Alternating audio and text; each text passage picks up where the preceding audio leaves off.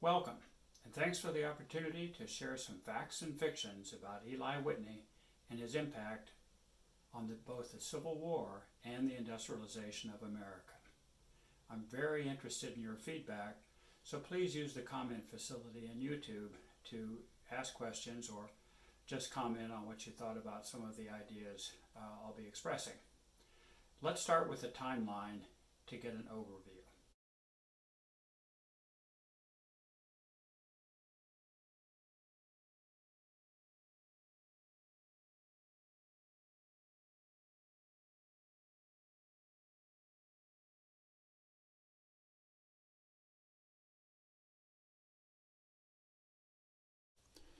Cotton, slavery, and the Civil War.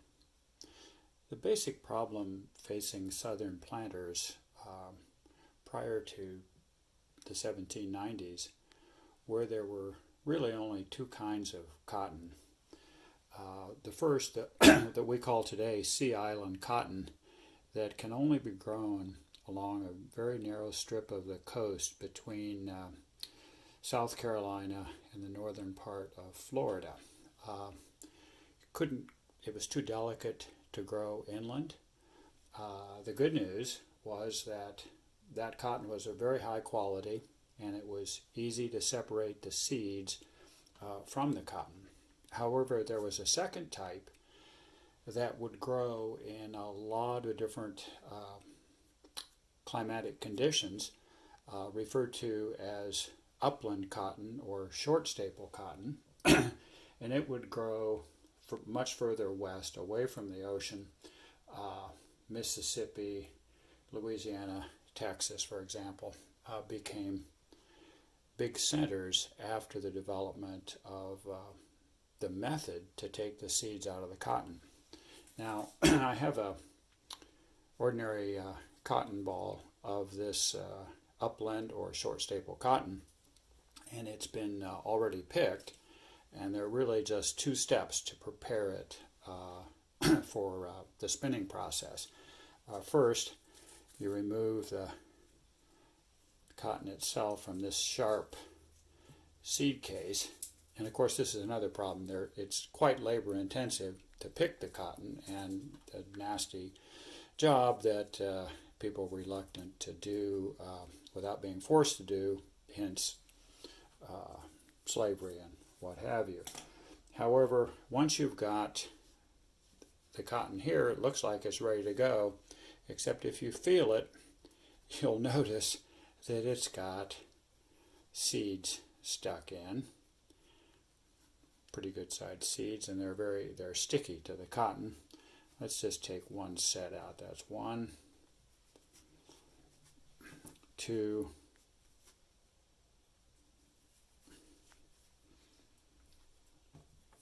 3,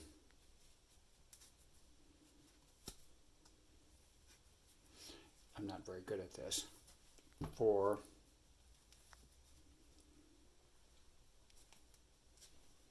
5,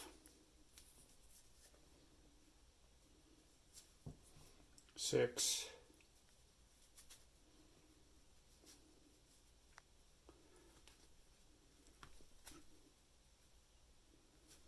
'You see how sticky they are. 7,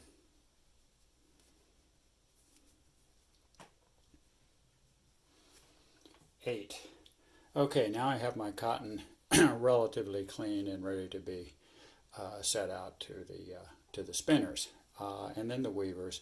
And of course, many of these factories were developing in the north, and there was quite a demand for cotton, but little way for the southern planters to supply it.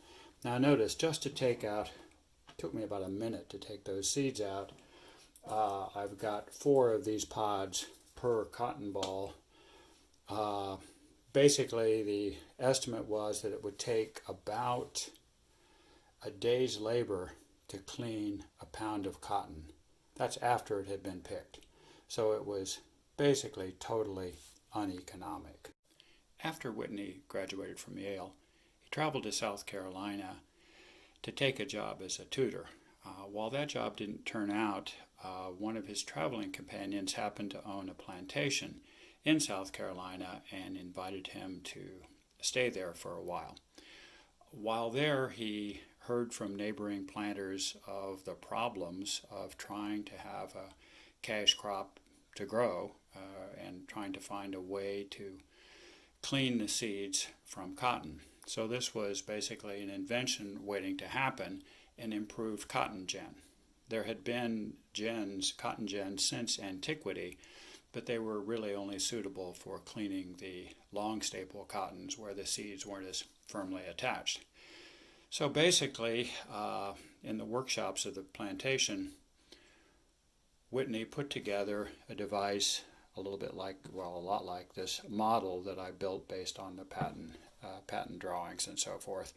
And it's very simple. It's 3 pieces of wood, some sharp pieces of metal, and let me move the camera around so you can see the other side, kind of a strainer on one side and a brush on the other, powered by a hand crank, and each of these are connected with wheels, or cogs, so that the internal wheels will turn in opposite directions. So if you see the motion, and what happens is the cotton, after being separated from the seed casing, is dropped in here. Then the wheel turns it around, and let's make sure you can see there are heavy wires in front of the spines that stick out, and the sharp spines grab the cotton and force the seeds out so that they drop through the slots in the metal on the right, and then the brush pulls the now de-seeded cotton out into the hopper. This type of machine could separate initially about 50 pounds per day with just one person cranking it. Later on, larger and larger machines were built, powered by water, for example, that could process quite a bit more cotton. Now, there's good news and bad news about this approach. The good news is that it was an invention that had a ready market. It worked. It was easy to manufacture. The bad news for Whitney is that it was so easy to manufacture, and the patent law of the time was so weak that it was easy to pirate. So in workshops throughout the South, people were able to build these, just as I've assembled a semi-working model from scrap lumber. They could build their own gens, and in fact even add improvements to the original patent. Couple of difficulties Whitney faced. He didn't have a manufacturing facility, so he had to go back to Connecticut, where he was from, build a facility, develop a business model to produce the gins and then license them to local areas. And his original concept was basically to have large cotton gin service centers. Well, it took time to get the factory going, and by the time he got it going, and by the time that everybody realized that the cotton production was increasing so rapidly that the licensing fees that he was asking for would have amounted to millions of dollars in those days, humongous amount of money. And so that further exacerbated the amount of piracy. The patent was granted in 1794, applied for in 1793, granted in 1794, and essentially the gross revenue that Whitney was able to garner through the early 1800s did not offset the legal costs of trying to enforce the patent. His patent was actually finally upheld after the patent law was amended in 1800, and by I think it was 1806, he had not been able to offset the legal costs, and by 1807 his patent was finally upheld, but by that time it was essentially too late. The political and economic impact of the cotton gin, however, was much more significant for the country than it was for Whitney. As I've said, it left him in dire economic straits, but in the South, what it did is increase the value of the slaves that they already held, and increased the desire for the planters to open up new areas for cultivation of cotton in the more inland areas of the existing states in the South, but also to put extreme pressure on the desire to open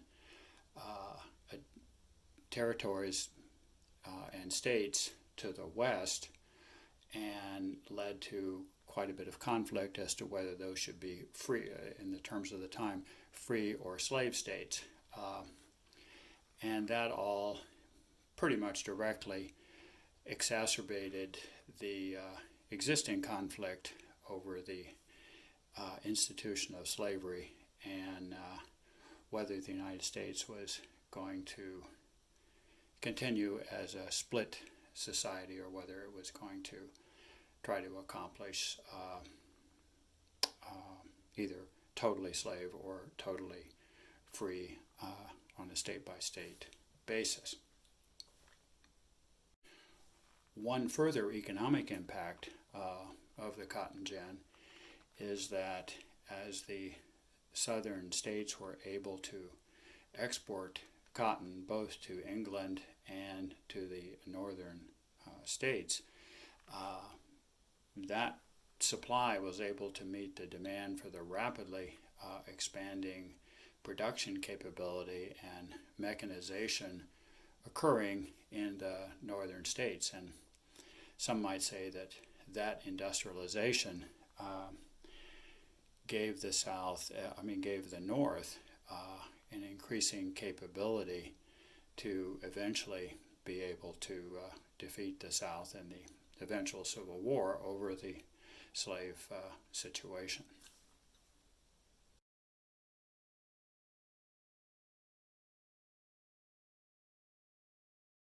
So what else was going on while Whitney's invention was helping accelerate the run-up to the Civil War?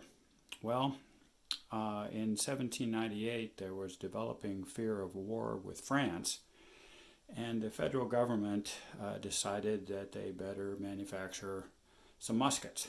So they set out to let a contract for tens of thousands of muskets in 1798. And Eli Whitney won one of those contracts to produce 10,000 muskets in 2 years. Now, he'd never made weapons of any kind and had not been trained as a gunsmith. He did know how to operate a forge, and in fact, when he was 14 years old, he manufactured nails as a sideline during the American Revolution, when the supply of imported nails was actually cut off by the embargoes. So basically, he set out to produce an incredibly large number of muskets in a very short period of time with no factory except his cotton gin factory, which was not suitable for arms manufacture. So let's look at the basic problem that anybody who wanted to produce muskets in the late 1700s, how did they do it then, and what was the federal government wanting to do, and what did Eli Whitney promise to do in his contract. What the federal government wanted was rifles that had interchangeable parts. Now, manufactured items did not have interchangeable parts. You couldn't call up Sears and ask for a replacement part for your lawnmower in those days. Everything was, in effect, made to order, or at least all complex machinery like muskets and so forth. Basically, the problem was to take a piece of iron and a piece of wood and turn it into a relatively complex machine with about 50 separate parts that had to work together at very close tolerances in order for the musket to work. Now, if in a military sense, as opposed to using it for hunting, if during the course of an engagement the soldier broke a part on the rifle, let's say he broke the trigger, he couldn't go to the quartermaster and say, send me a replacement number 37 trigger for my musket. The musket was not usable until they could get a gunsmith to make a new part, because all the parts had to be custom fitted to all the other non-interchangeable parts that made up the relatively complex machine. So what I'd like to do is take just that one part, a trigger, and show how it was made prior to the late 1700s and how it eventually came to be made by the 1840s. Now, remembering, of course, that Whitney promised to make 10,000 rifles with interchangeable parts by 1800, as per the terms of the 1798 contract. That was not achieved. And in fact, he didn't deliver the 10,000th rifle until 1809. So it wasn't an easy task, and it was another, until the early 1840s before interchangeability was achieved. So let's look at why it was so difficult to do that. Well, and let's take our end product first. This is an example of a steel trigger made out of relatively hard to work metal. Well, how were things made in those days? Well, typically, and this is not a real die, this was made out of clay, but they would have a hardened steel die with the rough outline of the trigger inletted into that simple die. They would take a saw, cut off a small piece of metal suitable for the eventual trigger size, take a hammer, get the piece of steel red hot, place the blank in the die in a vise or on an anvil, and hammer the metal into the die. Now, when you were done, you didn't have a nice, neat part with sharp edges and everything fits perfectly.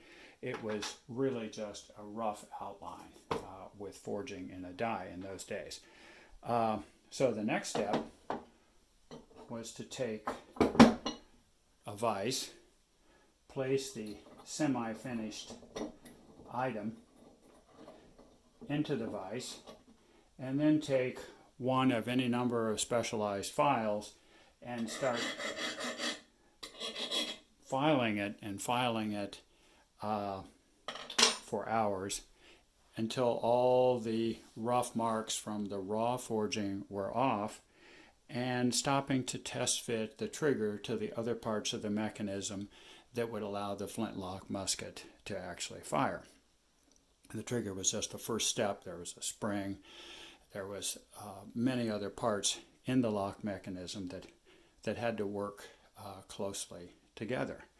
So filing was the key operation. Now, There were also holes to be drilled. There was wood to be chiseled to inlet the lock mechanism into the wooden stock, and they had simple drills and so forth to help that process along. So what was different about the 1798 contract and this whole concept of interchangeability? Basically, how the contract worked is the government sent out 27 rifles to each of the 27 contractors. And each contractor had to disassemble those rifles and create what we call tooling to assure that the rifles met certain specifications. And that tooling could be very simple things like gauges. And I've included as a still image in this video a photograph of all the gauges that were needed to produce just one, in this case it's actually only a flintlock pistol.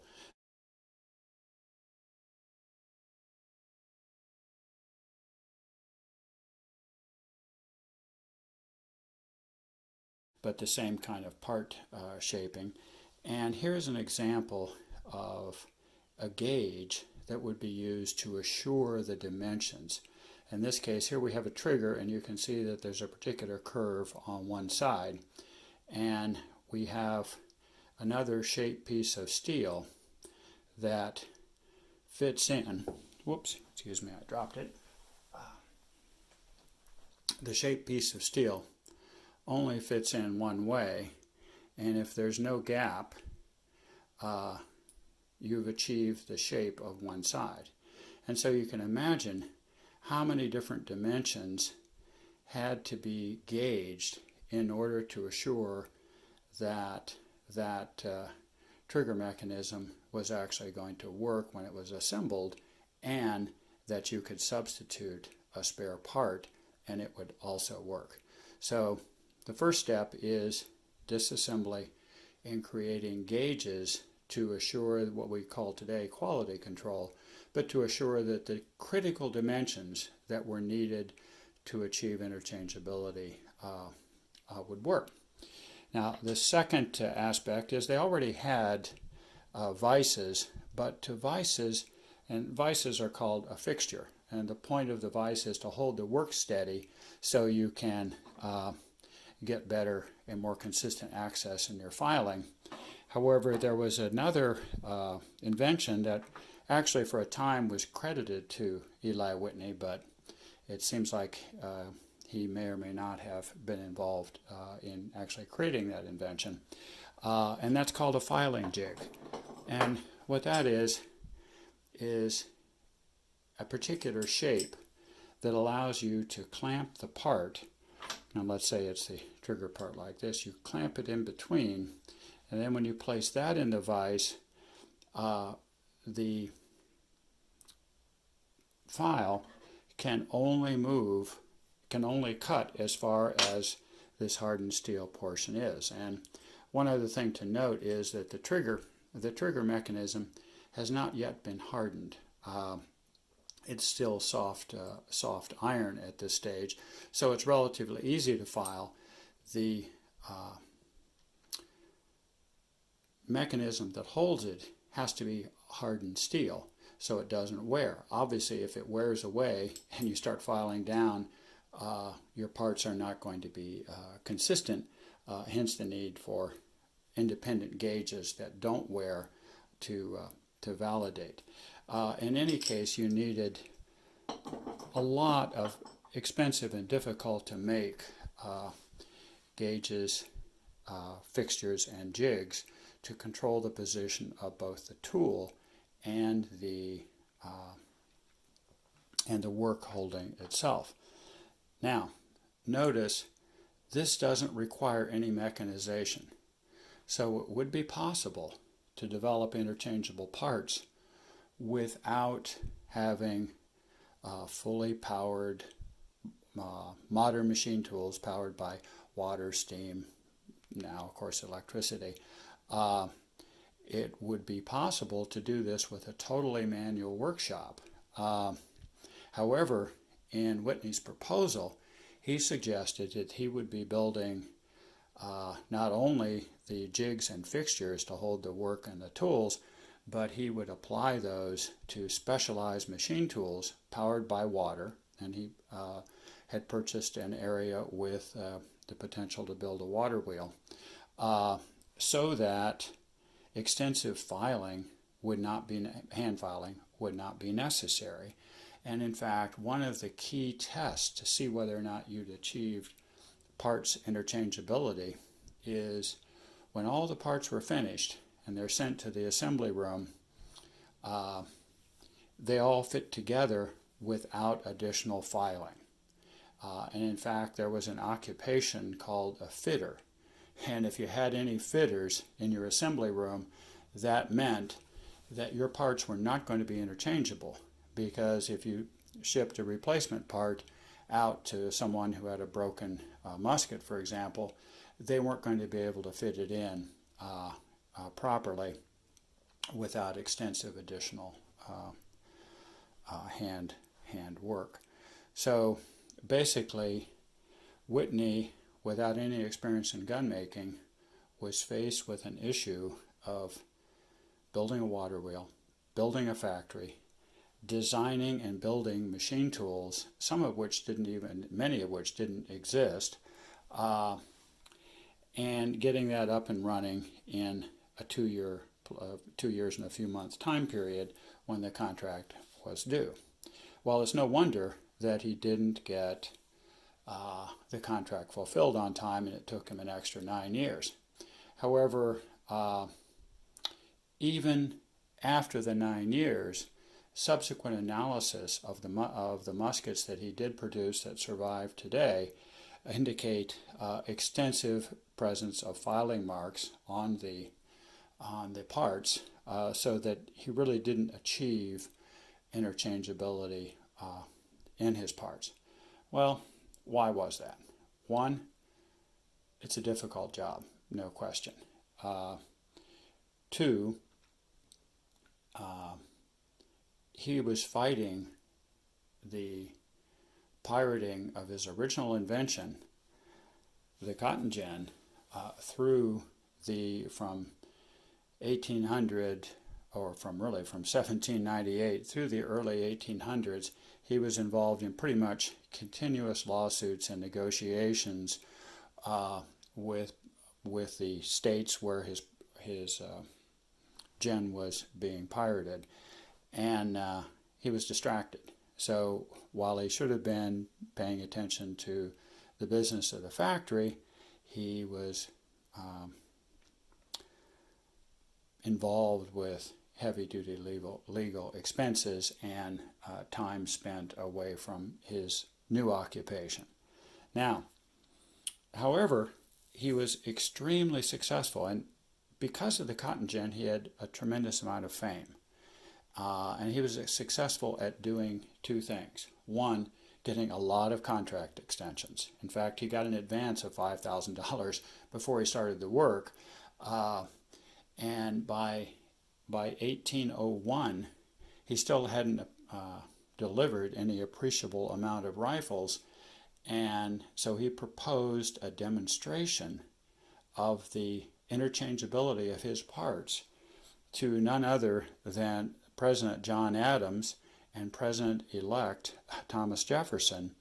And it's a famous story, often told, where basically they had a big set of bins of parts, of lock mechanisms, the triggers and the springs and all the little detailed metal parts that go in, and they offered people the opportunity to pick parts at seemingly random from these bins and assemble them.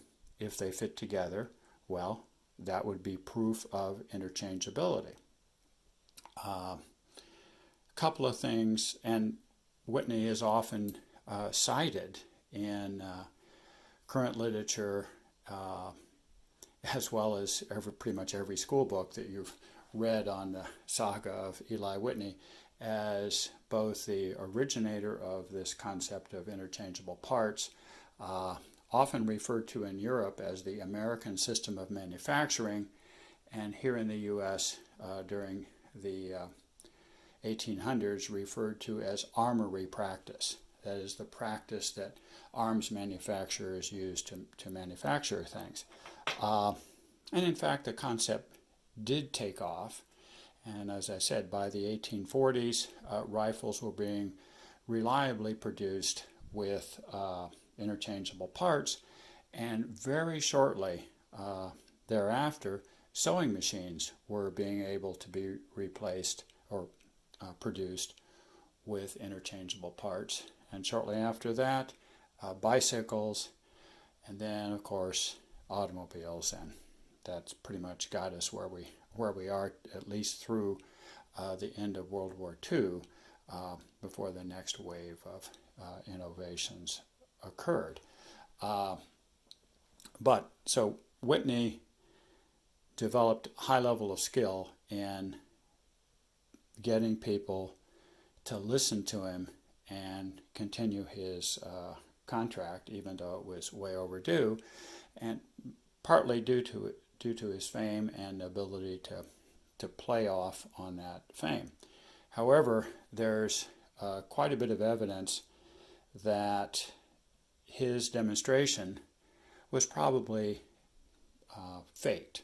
Faked in the sense that you could carefully hand manufacture, with extensive use of the file, for example, a set of parts that would all work together and as a kind of a one-off demonstration, and then allow people to, fit them together. Even though your high volume production, you didn't have the machines to do that. You didn't have the other parts of the system in place. So the interesting part of the demonstration is Thomas Jefferson had actually witnessed a similar demonstration in 1785 when he was in France prior to his current role as president-elect as minister to France, and he saw a French gunmaker do the same demonstration, which may itself also have been exaggerated for the purposes of the effect of the demonstration. But in any case, the idea for interchangeable parts had been out there for quite a few years, both in France and England. However, it did take off to a greater extent in the United States than it did in those other countries. Perhaps in France due to the power of the gunsmithing guilds, because one of the consequences of developing specialized machines to produce little parts is called the division of labor.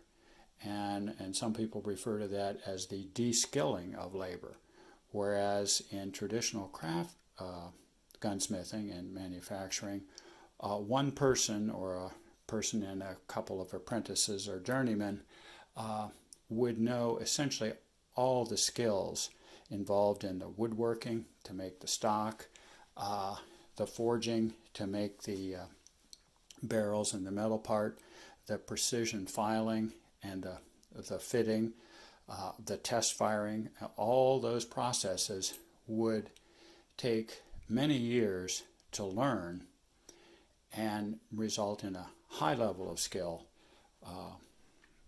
Unfortunately, the downside of that is if you want to increase production rapidly, you've got to face where are you going to get the skilled workers.